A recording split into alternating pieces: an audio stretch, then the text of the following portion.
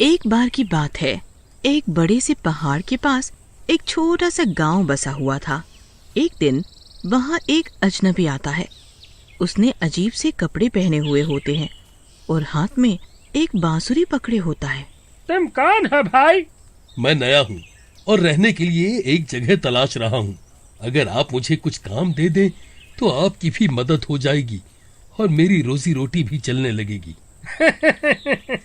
ठीक है, हमारा खास त्योहार आने वाला है, उसकी तैयारी तुम कर लो, पर करना एकदम चौचक झकास लल्लन टाप है। फिर रात हो जाती है और वो अजनबी आधी रात होने पे पहाड़ के ऊपर चला जाता है। फिर वो अपनी आंखें बंद करके बांसुरी बजाना शुरू करता है। तभी गणेश की आंख खुलती है। अरे कैसी धुन है ये तो मुझे मगन कर रही है। फिर गणेश उसी धुन में मगन होके उसी दिशा में चलने लगता है। कुछ देर चलने पर गणेश पहाड़ पर पहुंच जाता है। आओ आओ, स्वागत है तुम्हारा इस काली शांत रात। ये धुन बंद क्यों कर दी तुमने? बजाओ। तभी अचानक वो बांसुरी वाला एक भयानक शक्ल में बदल जाता है।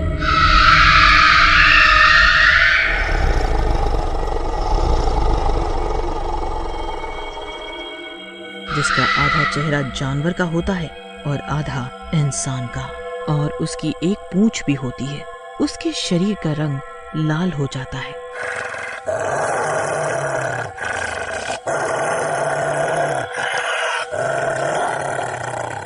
अरे तू कौन है और तेरा शरीर ये कैसा भ्रम है?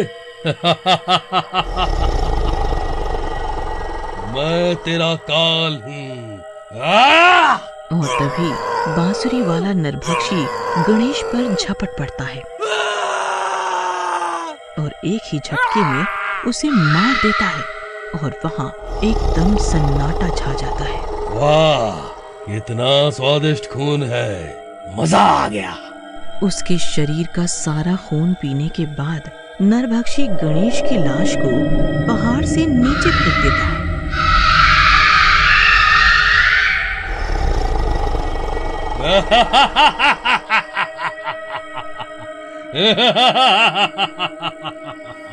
फिर अगला दिन होने पे चाय की दुकान पे, अरे भीम, आज गणेश नहीं आया अभी तक।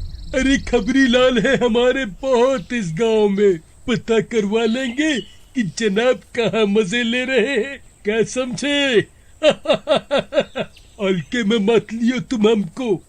फिर दोनों बातचीत हंसी मजाक करने के बाद अपने अपने काम पे निकल जाते हैं और रात को अपने घर जा रहे होते हैं। तभी उन्हें बांसुरी की मधुर धुन सुनाई देती है। वाह, कितनी मधुर ध्वनि है। पर आ कहाँ से रही है? दोनों उस बांसुरी की धुन की दिशा में चलने लगते हैं और मंत्र मुग्ध हो जाते हैं।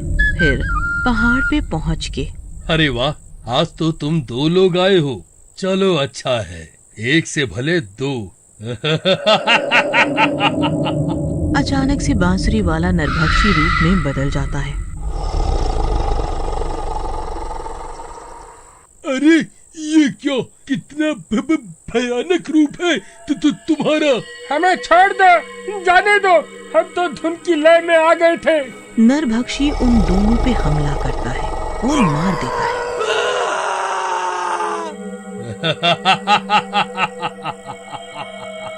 सबसे बलशाली कौन?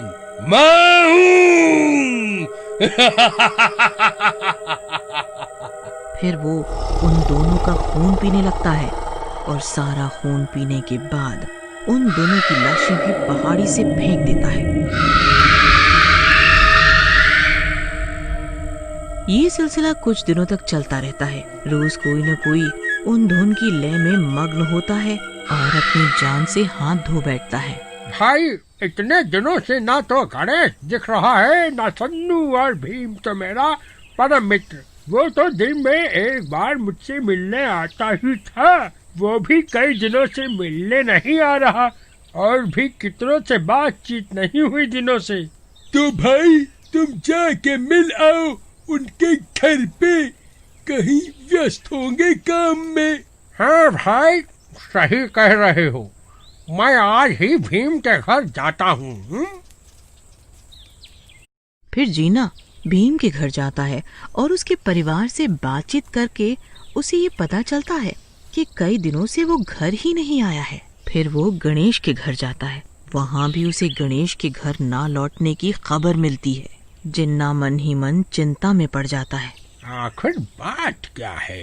ये कुछ तो रहस्य है इन सब के एक साथ गायब होने के पीछे। इतने सारे लोग एक साथ गायब कैसे हो सकते हैं? तभी उस रात भी बांसुरी वाला रोज के समय पे बांसुरी बजाना शुरू करता है।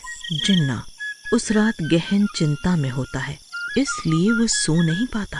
अरे ये कैसी धुन है, इतनी लयबद्ध, और ये मुझे क्या हो रहा है? मेरे सोचने समझने की शक्ति बेकाबू क्यों हो रही है भाई? तभी जिन्ना भी अपने कदम नहीं रोक पाता और उस धुन की दिशा में चलने लगता है। अरे नहीं, ऐसा कैसे हो सकता है? मेरे कदम चाह के भी नहीं रुक रहे हैं।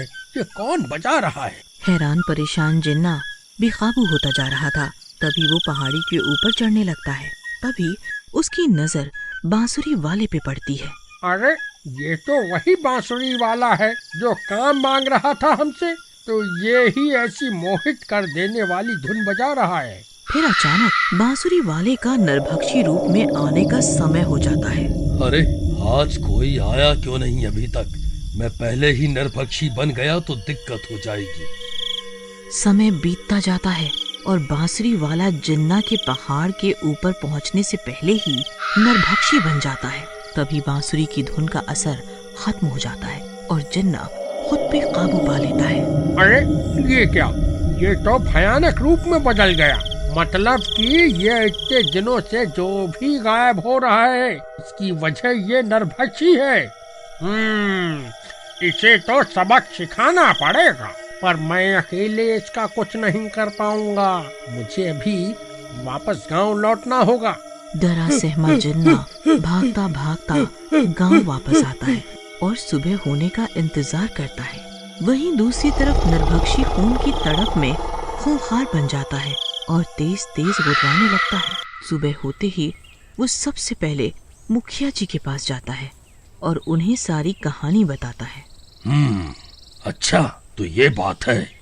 आज हमारा खास पर्व है और आज ही के दिन इसका अंत करेंगे। फिर मुखिया और जिन्ना मिलके ये खुफिया योजना बनाते हैं। रात के समय गांव वालों, कुछ देर में पूजा शुरू की जाएगी, पर आज सब के सब सफेद कपड़ों की जगह काले कपड़े पहन के आएंगे। सब लोग सोच में पड़ जाते हैं कि ऐसा क्यों बोला जा रहा है, पर मुखिया की बात भला कौन टाल सकता है। चलो भाइयों, काले कपड़े पहन के आते हैं। थोड़ी देर में पूरा का पूरा गांव काले कपड़े पहन के मंदिर में पूजा के लिए इकट्ठे होते हैं। तभी जिन्ना बांसुरी वाले की धुन बजाने लगता है। वहीं कल खून ना मिलने पर खूंखार खून का प्यासा नरभक्षी धुन सुन के व्याकुल हो उठता है। आज मैं किसी को नहीं छोड़ूंगा। ये मेरी धुन है। किसने चुराई है ये?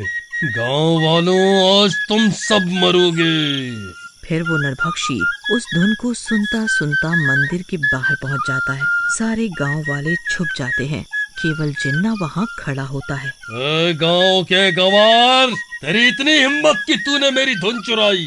ये मेरी धुन है, तेरी नहीं। ये मेरी धुन है जो सबको मगन मुग्ध कर देती है। आज तू नहीं बचेगा मुझसे।